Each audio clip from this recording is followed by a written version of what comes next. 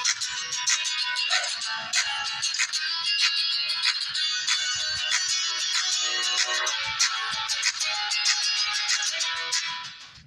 الله الرحمن الرحيم. طلابي طالباتي للصف الخامس العلمي، محاضرتنا مع اليوم جدا سهل، وهو موضوع الأوساط الحسابية.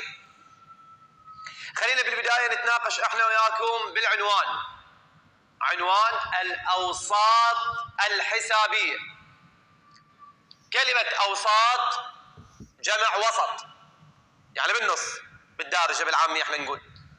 فأوساط حسابية يعني أشياء صايرة بالنص، والأشياء اللي تصير بالنص من أكو شغلتين وأنت تصير بنصهم، فهي يصيروا لها أوساط حسابية. إذن سموها أوساط لأن صايرة بالوسط، وماكو شيء يصير بالوسط إلا إذا كان قبل شيء وورا شيء.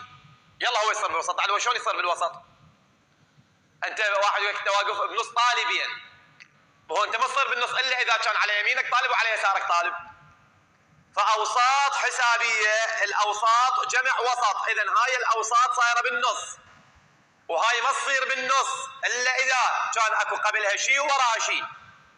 يعني شلون صارت أوساط؟ شلون صارت وسط؟ على أي أساس اكتسبت صفة الوسطية أو صارت وسط إذا هي ماكو شيء على يمينها وعلى يسارها؟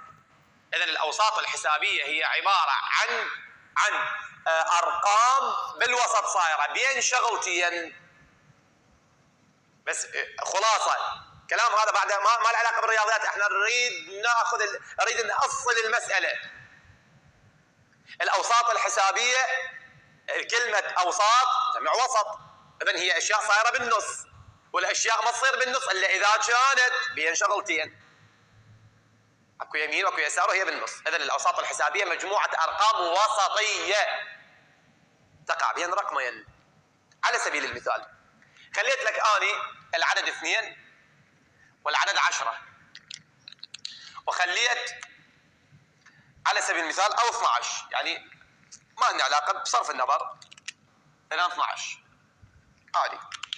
خليت هنا وراء الاثنين مثلا 4 6 8 10. هاي الأرقام اللي هي 4 و6 و8 و10 هاي أسميها أوساط حسابية. أوساط حسابية سميت بأوساط لأن هي تتوسط رقمين، تتوسط الاثنين وال12. هاي صفتها لأن هي أوساط صارت في الوسط. زين، طالب يسأل يقول أستاذ هاي متتابعة؟ أقول له نعم، هاي متتابعة حسابية إذا أردنا ندمجها 2 4 6 8 10 12، هاي متتابعة. فهو ايش راح يسوي أستاذ؟ هو ايش راح يطلب؟ هو راح يطلب هاي الأوساط الحسابية. إذن هاي الأوساط الحسابية دائما راح تكون هي المجهول، راح يطلبها. إذن هاي اللي بالأزرق أنت مالك علاقة بها، هاي هو راح يطلبها، بس أنا دا أمثل لك وين هي تقع.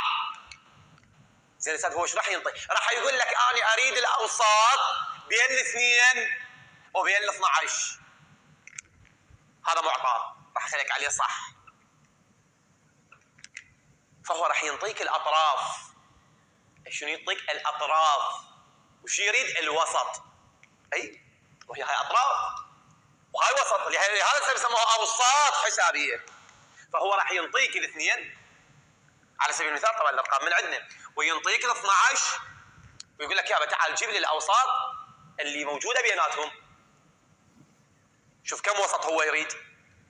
هنا أنا أجي أسأل الطالب أقول له هاي المتتابعة اللي كتبناها بالأحمر كم حد؟ يقول لي أستاذ 1 2 3 4 5 6. إذن عدد الحدود 6. منين اجتي؟ اسمع، كم وسط حسابي عندك؟ 1 2 3 4، مو كم؟ وهاي الأوساط. وكم طرف عندك؟ طرفين، يعني 2.